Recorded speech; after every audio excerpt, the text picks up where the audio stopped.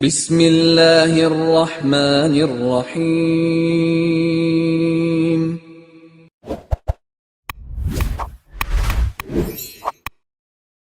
السلام علیکم ورحمۃ اللہ وبرکاتہ۔ الحمد للہ وکفی عبادہ الذین اصطفی، اما بعد۔ حاضرین و ناظرین، یہ درس حدیث نمبر 463 ہے اور آج کا عنوان ہے رسول رحمت صلی اللہ علیہ وسلم کا انداز مذاق، اے دو کانوں والے۔ روایت سماعت کیجئے، پیغمبر کے مزاح سے لطف اندوز ہو جائیے۔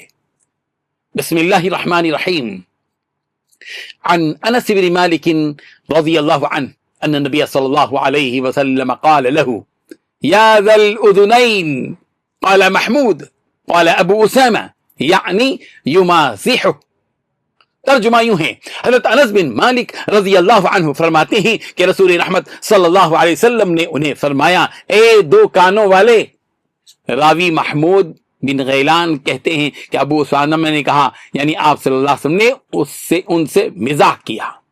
بزرگان محترم، رسول رحمت صلی اللہ علیہ وسلم کا مزاح یعنی دل لگی کرنا ہمیشہ سچ پر مبنی ہوتا، پاکیزہ اور شائستہ ہوتا۔ آپ کے مزاح میں بھی، آپ کے مذاق میں بھی، آپ کی ظرافت میں بھی کوئی جھوٹ کی آمیزش، کسی بھی قسم کی جھوٹ کی آمیزش نہیں ہوتی تھی۔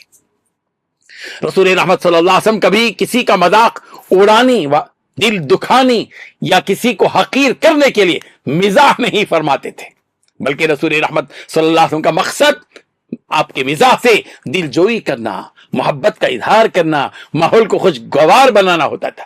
رسول رحمت صلی اللہ علیہ وسلم کا حضرت انس بن مالک رضی اللہ عنہ کو اے دو کانوں والے اس طرح پکارا پیغمبر نے۔ حضرت انس بن مالک رضی اللہ عنہ کو، جو پیارے پیغمبر صلی اللہ علیہ وسلم کی خدمت جنہوں نے مسلسل 10 سال تک کی، ان کے ساتھ مزاح فرمایا سرکار نے، اے دو کانوں والے۔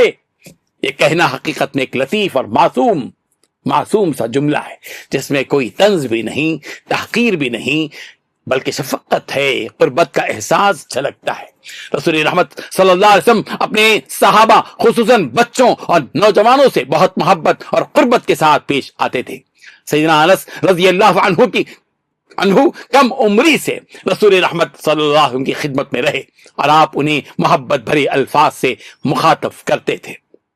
یہ نبوی تربیت کا ایک عظیم اصول ہے کہ استاد، مربی اور بزرگ ان سب کو چاہیے کہ بچوں اور نوجوانوں سے نرمی، شفقت اور خوش طبعی کے ساتھ بات کریں۔ سنجیدگی کے ساتھ مناسب اور باوقار مزاح اور دل لگی جائز ہے، لیکن اس سے کسی کو تکلیف نہ پہنچے۔ ہمیں چاہیے کہ ہم اپنی گفتگو میں نبی کریم صلی اللہ علیہ وسلم کے اس اسلوب کو اپنائیں، گھروں میں، مدارس میں، معاشرے میں محبت، نرمی اور خوش اخلاقی کو فروغ دیں، تاکہ لوگ دین سے قریب ہوں اور دلوں میں الفت اور بھائی چارے کا جذبہ پیدا ہو۔ رب ذوالجلال ہم سب کو پیارے پیغمبر کی سنتوں کو اختیار کرتے ہوئے زندگی بسر کرنے کی توفیق عطا فرمائے، آمین۔ وآخر دعوانا ان الحمد للہ رب العالمین۔